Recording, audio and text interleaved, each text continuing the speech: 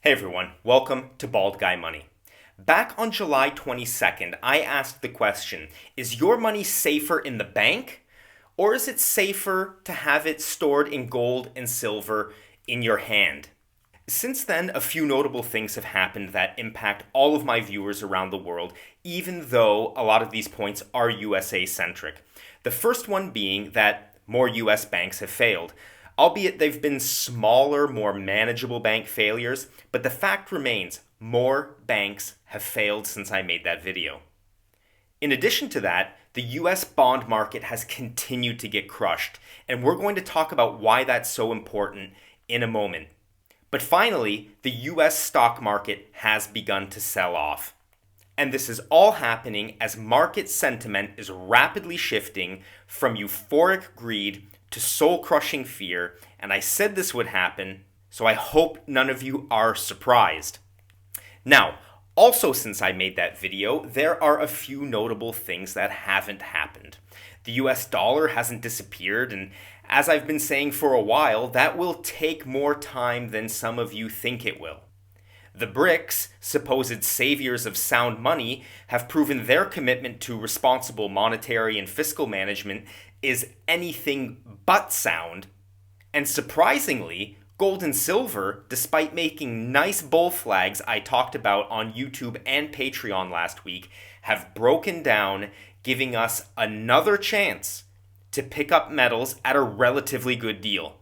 And for anyone who has seen this masterpiece, The Big Short, you know that, just like when Michael Burry bet against the US housing market, you may have to be wrong for a little bit before you're proven right. It's an age-old story when it comes to money, economics, and investing. And that's why in this video, I want to give you all an update on the emerging red flags and warning signs I'm seeing, which still lead me to believe we are in store for a lot of pain at some point over the next year or so. I also want to cover what options the US Federal Reserve and Treasury Department have to try to stabilize the situation, and how money in the bank compares yet again to gold and silver in your hand today, and which one I am choosing moving forward. Now, just before we continue, I want to remind each and every one of you looking to buy the latest dip on gold and silver to check out Pimbex.com.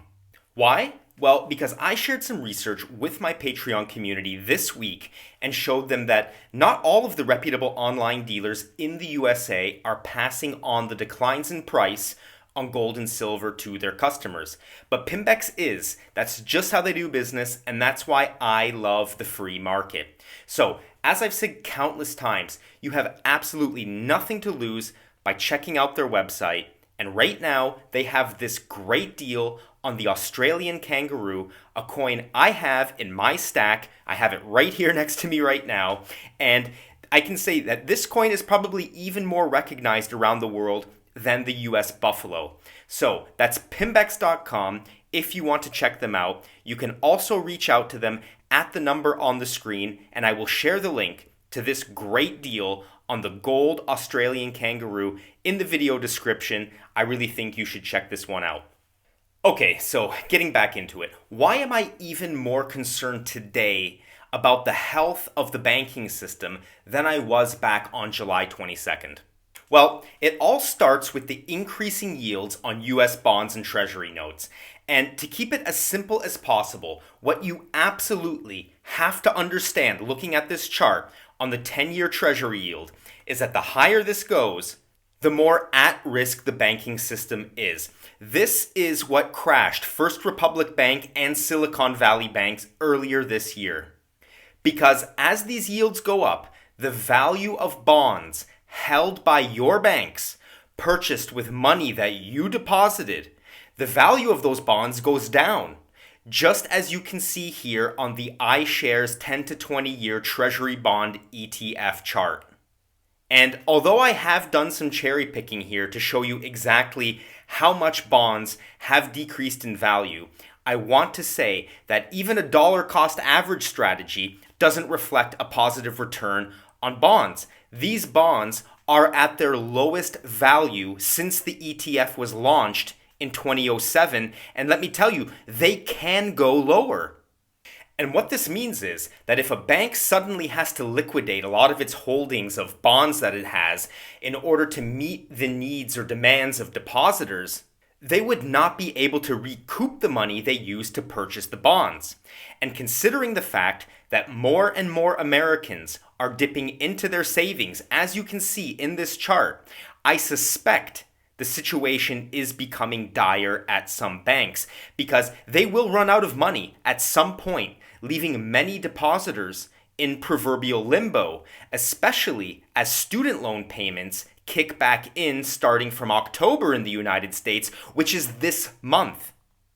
Now, some of you out there might be saying, I'm not worried, my bank is member FDIC. Well, I hate to burst your bubble, but the FDIC itself has less than 2% of what it needs to cover all the deposits in the United States. And I'm under no illusion that it would need all of that money all at once. But with banks already sitting on unrealized losses of more than $600 billion on bonds, the FDIC is in no position to save everybody when the failures start to cascade throughout the market. So that leaves us with the two options I covered back in the July 22nd video. The first one being a bail-in, where the depositors eat the losses of the bank and lose their bank deposits. It happened in Cyprus in 2013. This is not a conspiracy theory. This is absolutely possible because we've seen it happen before. Now, the other option is a bailout. And this is paid for by taxpayers, so basically the same people paying for option one. But in this scenario, you get to keep your bank deposits and watch the value of those deposits decline rapidly as a result of more money supply expansion. So, to answer the question from the beginning of the video, I still believe that having a portion of your money in gold and silver today is a much better option than having all of your money in the bank. The situation in the banking business, in the banking sector, isn't looking much better 3 months on since I made that video back in July. It's looking worse. It's looking much worse.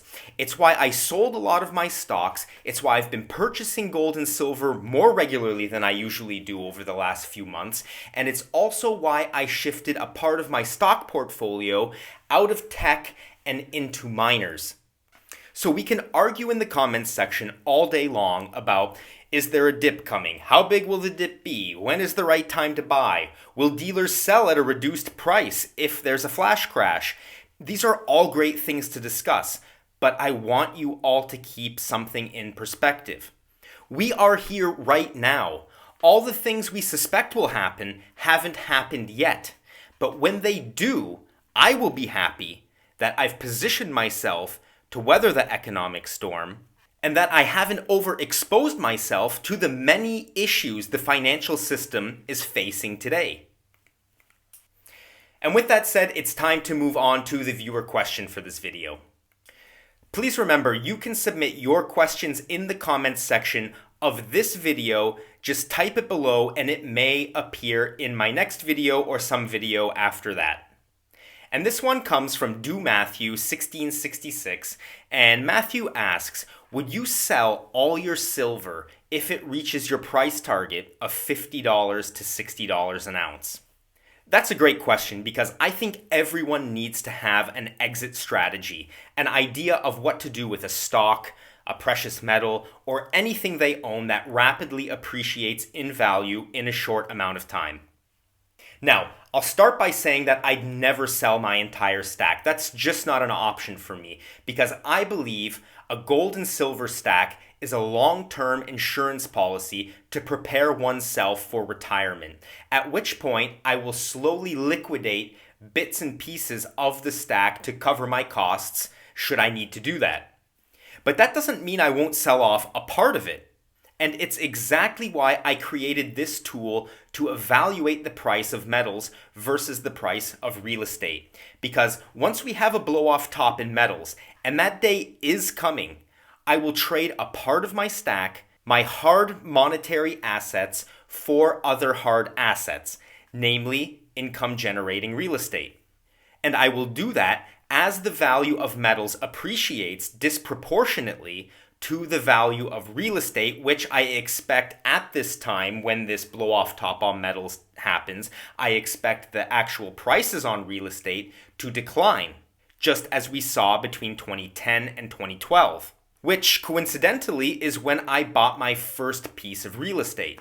So, Matthew, I hope that answers your question. Thank you so much for submitting it. And to everybody watching, that's it for this video. I sincerely appreciate you tuning in for this episode. If you liked it, please leave a like, leave a comment, and share this video with friends and family if you think that it's something they need to see. And until the next time we see each other, everyone, take care of yourselves and take care of each other. See you all in the next video. Goodbye.